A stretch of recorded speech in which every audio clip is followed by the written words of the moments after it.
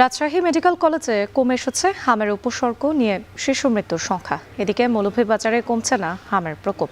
এ নিয়ে আরও জানাতে রাজশাহী মেডিকেল কলেজ থেকে যুক্ত হচ্ছেন মারুফ হাসান ও মৌলভীবাজার থেকে যুক্ত হচ্ছেন এম.এ. হামিদ। প্রথমেই যাচ্ছি রাজশাহীতে মারুফের কাছে।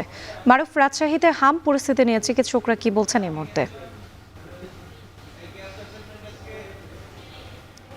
রাত্রি গত 1.5 মাস ধরে রাজশাহীতে হাম রোগীর সংখ্যা ক্রমশ কিন্তু কমতে শুরু করেছে। পাশাপাশি মৃত্যুর যে সংখ্যা সেটি কিন্তু একদমই শূন্যের কোঠায় আমরা দেখতে পাচ্ছি। বেশ সময় ধরে কিন্তু এখানে মৃত্যুর কোনো সংখ্যা আমরা এখন পর্যন্ত পাইনি।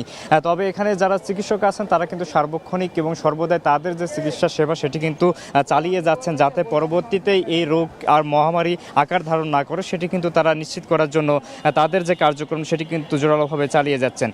রাত্রি এখানে একটু বলিয়ে রাখি যে ফেব্রুয়ারি থেকে এপ্রিল মাস পর্যন্ত হাম উপসর্গ নিয়ে এই মেডিকেল হাসপাতালে 57 শিশুর কিন্তু মৃত্যুর ঘটনা ঘটেছে। এ সময় চিকিৎসাধীন ছিলেন 1019 জন শিশু। গত 24 ঘন্টা তথ্য যদি আমি একটু বলি, সেখানে দেখা যাচ্ছে যে এখন পর্যন্ত হাম রোগের নতুন উপসর্গ নিয়ে ভর্তি আছেন 8 জন এবং সুস্থ হয়েছেন আরও 3 জন। তবে চিকিৎসাধীন এখন পর্যন্ত 45 জন রোগী কিন্তু এখানে ভর্তি আছেন। 24 ঘন্টায় কোনো মৃত্যুর ঘটনা ঘটেনি। আসলে এই যে হাম রোগীর সংখ্যা কমা এবং মৃত্যুর সংখ্যা কমার পিছনের মূল যে কারণটি হিসেবে চিকিৎসকরা ধরছেন সেটি আসলে হামের টিকা প্রদান কর্মসূচির কারণেই।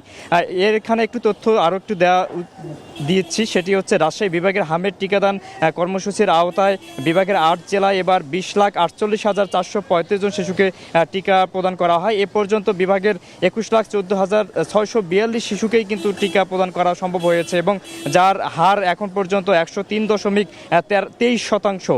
যার কারণে মূলত এই যে বিপুল পরিমাণ শিশুকে টিকা প্রদান করা, পাশাপাশি তাদেরকে ভিটামিন এ জাতীয় ক্যাপসুল খাওয়ানোর কারণেই রোগের যে সংক্রমণ সেটি আসলে কমিয়ে গিয়েছে এবং চিকিৎসকরা বলছেন যে ধারাবাহিক এই পর্যায়ে যদি থাকে তাহলে সমমূলে নির্মূল করা সম্ভব হবে রাজশাহী থেকে হাম।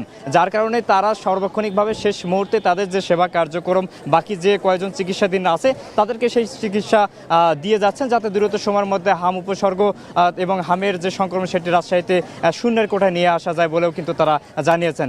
রাত্রি রাজশাহী থেকে হাম রোগের সবশেষ এই ছিল আমার কাছে। এবার একটু মৌলভীবাজারে যেতে চাই এম.এ. হামিদের কাছে। হামিদ, আমরা রাজশাহীর খবর শুনছিলাম, সেখানে হামের উপসর্গে শিশু মৃতের সংখ্যা কিছুটা কমেছে। মৌলভীবাজারের কি পরিস্থিতি? কতজন হামে আক্রান্ত হয়েছেন?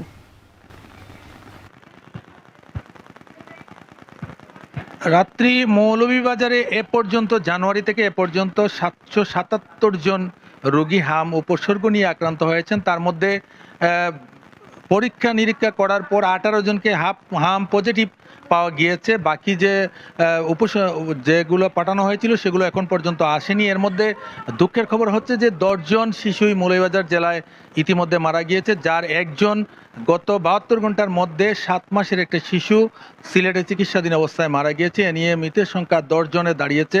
আমি কথা বলেছিলাম সিভিল সার্জন ডাক্তার মামুনুর রহমানের সাথে, তিনি জানিয়েছেন যে তারা চেষ্টা করছেন যাতে করে মৃতের সংখ্যা বা আক্রান্তের সংখ্যা কমে আসে। কিন্তু আরেকটি খবর হচ্ছে যেটা হচ্ছে যে এবছর মৌলভীবাজারে টিকাদানের লক্ষ্যমাত্রা ছিল 2,04,928 জন শিশুকে টিকা দেওয়ার কথা থাকলেও সেখানে 2,02,950 জন শিশুকে টিকা দেওয়া হয়েছে, অর্থাৎ 99.03% টিকা সম্পন্ন হয়েছে, শতভাগ টিকা সম্পন্ন হতে পারেনি। প্রতিদিনই কিন্তু হাম রোগের উপসর্গ নিয়ে রোগী হাসপাতালে ভর্তি হচ্ছেন। গত 24 ঘন্টায় 9 জন রোগী নতুন করে আক্রান্ত হয়ে হাসপাতালে চিকিৎসা নিচ্ছেন। এছাড়া মৌলভীবাজার সদর হাসপাতালে আইসোলেশন ওয়ার্ডে এই মুহূর্তে 14 জন রোগী ভর্তি রয়েছেন, যার মধ্যে থেকে 5 জনকে ছুটি দেওয়া হয়েছে। তারা কিছুটা সুস্থ অনুভব করছিলেন, যার জন্য ডাক্তার ছুটি দিয়ে দিয়েছেন। এখন পর্যন্ত এখানে 14 জন রোগীর ভর্তির মধ্যে 5 জন রোগী আছে আপনার বেশিরভাগ 19 থেকে 30 বছরের মধ্যে যে রোগীগুলো রয়েছেন তারা। আমি কথা বলেছিলাম 250 শয্যা জেলা হাসপাতালের তত্ত্বাবধায়ক প্রণয়কান্তি দাসের সাথে, তিনি জানিয়েছেন যে প্রতিদিনই রোগীর সংখ্যা বাড়ছে, আউটডোর এবং ইনডোরে রোগীর সংখ্যা বাড়ছে। আজকে শিশু ওয়ার্ডে 36 জন ভর্তি রয়েছেন, স্ক্যান ওয়ার্ডে 14 জন, ডায়রিয়া ওয়ার্ডে 20 জন, মেডিসিন ওয়ার্ডে 85 জন এবং আগেই বললাম যে হাম ওয়ার্ডে 14 জন রোগী ছিলেন।